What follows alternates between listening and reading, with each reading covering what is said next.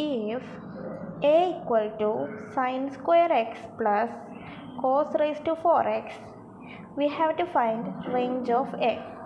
This is the question. Here you can see that sin a is, so I can't say the maximum value is 2, like sin x maximum value is 1 and here cos x maximum value is 1, so 1 plus 1 2. I can't say like this. Why?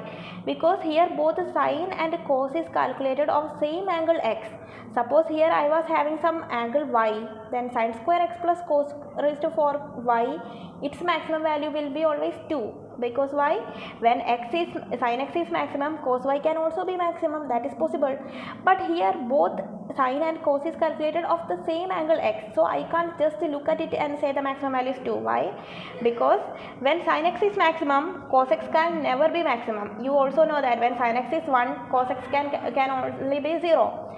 That is only possible. So what I have to do is I have to convert this a in terms of either only sin or only in terms of cos.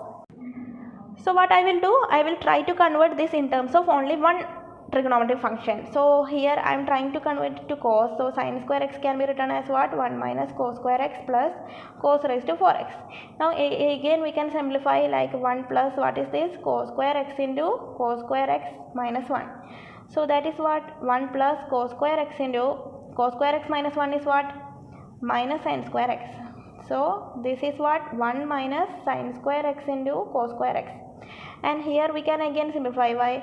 Because we know that sin 2x is 2 sin x cos x. So here we are saying cos x sin x. So that is what? Sin 2x divided by 2 whole square. So that is equal to, our a is now 1 minus sin square 2x sin square 2x divided by 4. Also this is a. Also we know that any sin theta can go from the range minus 1 to 1 also, but sin square theta can only go from what? Sin square can never be negative, so it can go from 0 to 1 only. So I am taking any theta equal to 2x here.